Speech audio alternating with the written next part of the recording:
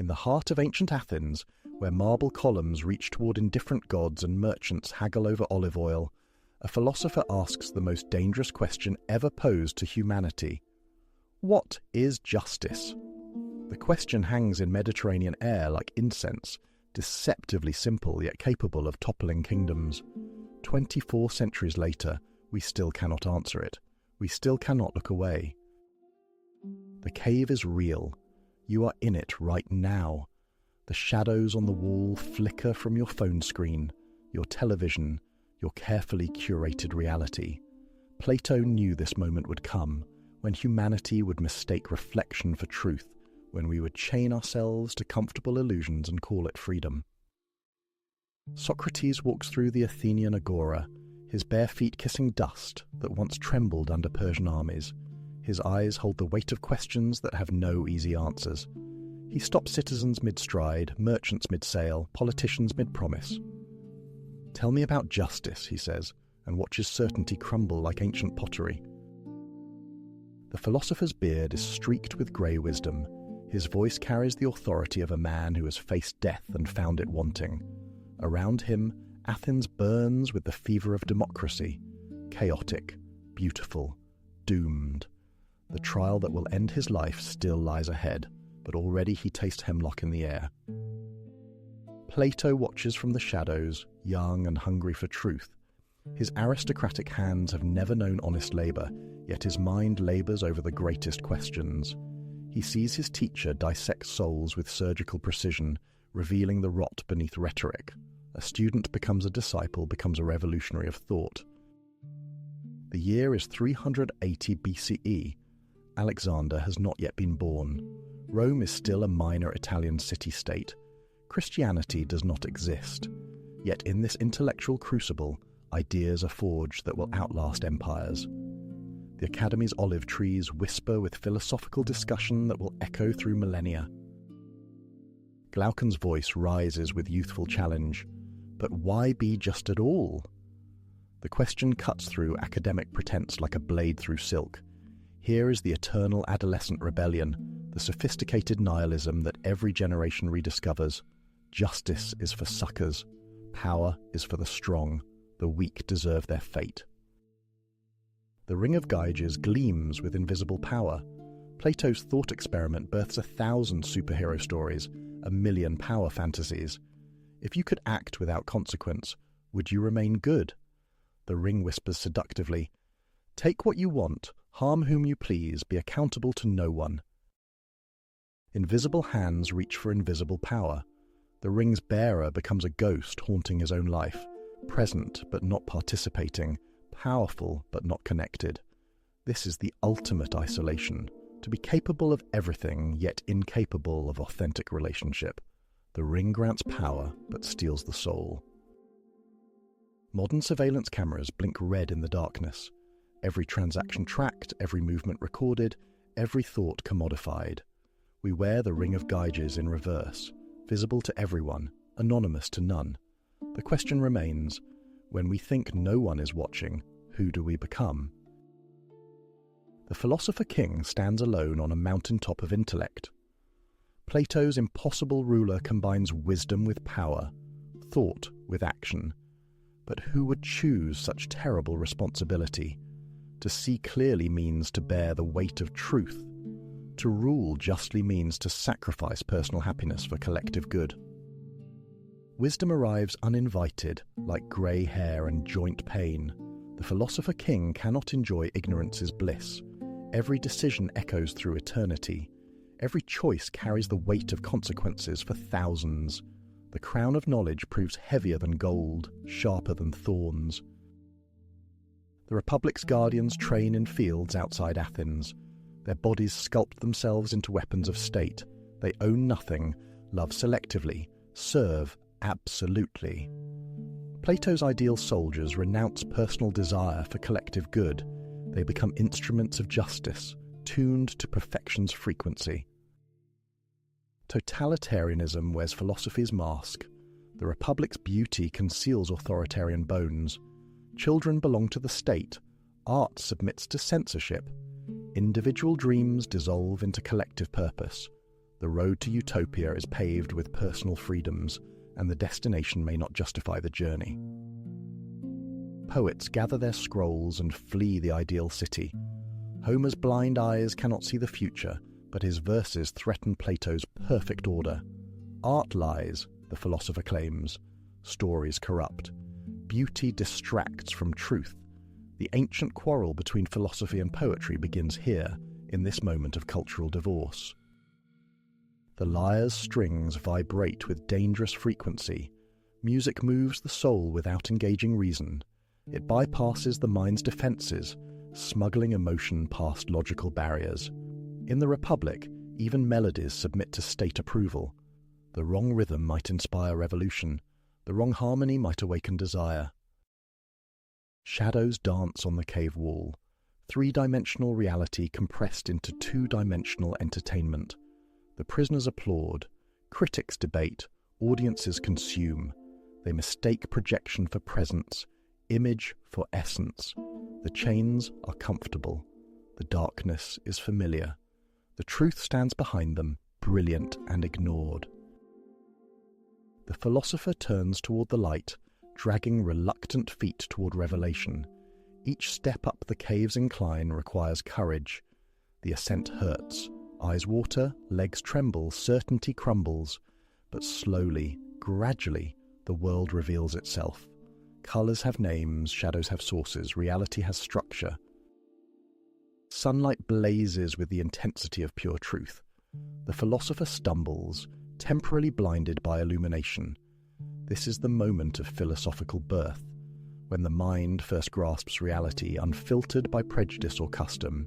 The pain is necessary, the blindness is temporary, the revelation is eternal. The return journey down into darkness requires different courage. The philosopher carries fire into shadows, truth into comfort zones, reality into illusion. The prisoners mock his sun-damaged eyes. They prefer their familiar shadows to his strange stories of light and form and truth. Martyrdom arrives disguised as education. The philosopher becomes a threat to comfortable ignorance. His words illuminate chains that seemed like jewelry. His vision reveals cages that felt like homes. Revolution begins with recognition, and recognition begins with courage to see clearly. The form of justice stands eternal, unchanging, perfect. It casts imperfect shadows into our world, flawed laws, partial courts, incomplete fairness.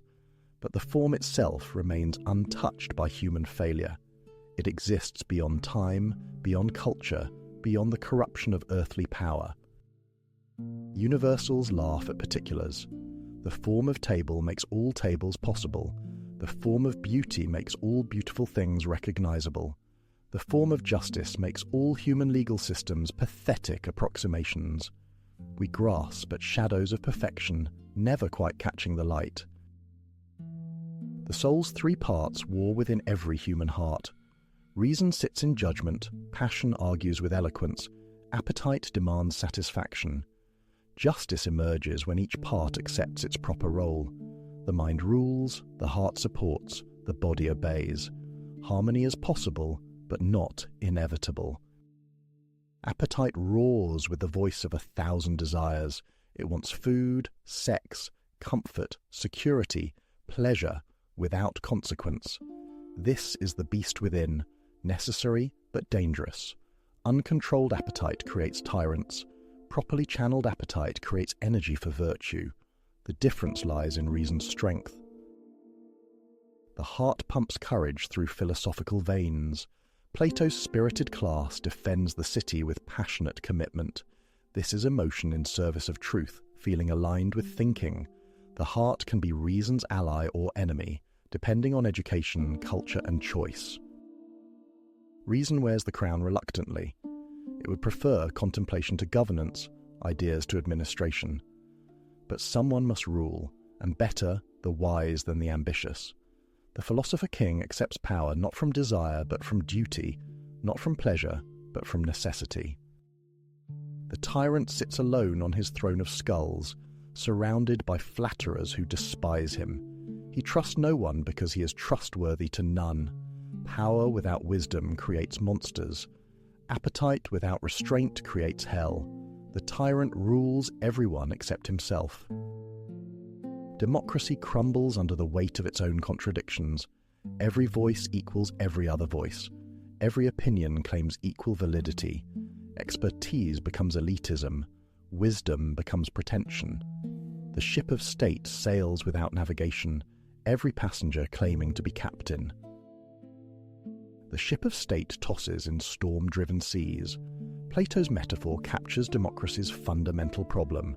Most people lack the knowledge to choose good leaders. They prefer charismatic demagogues to wise philosophers. The majority rules, but the majority is often wrong.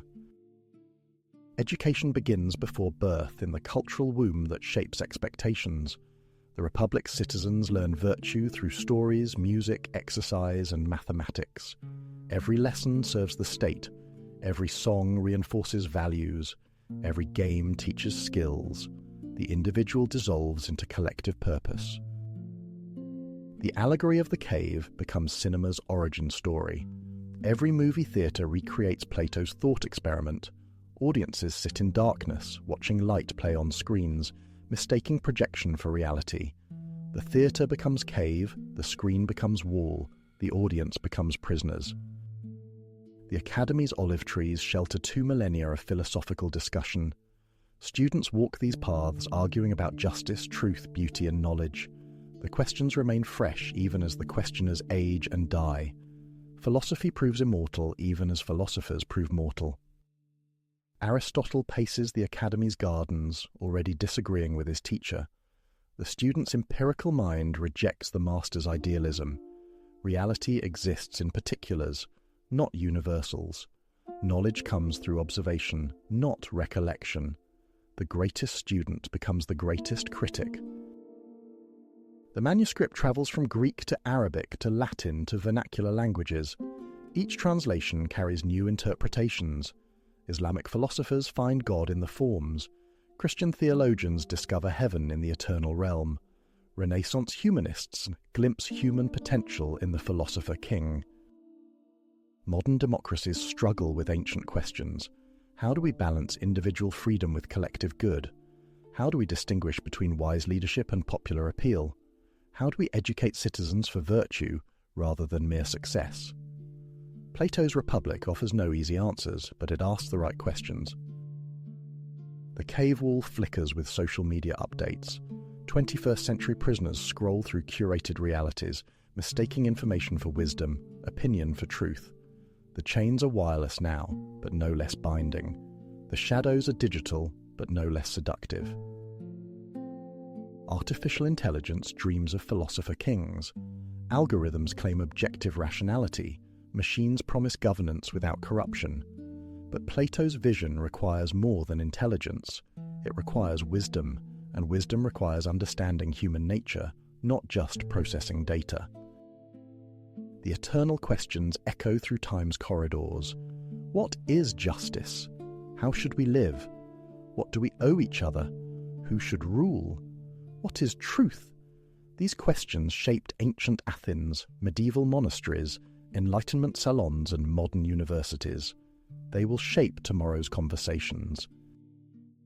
In the end, Plato's Republic does not offer blueprints for perfect societies. It offers mirrors for imperfect souls. We see ourselves in its pages, our desires, our fears, our potential for both corruption and excellence. The cave is real, and we are in it. But the light is real too, and we can choose to turn toward it.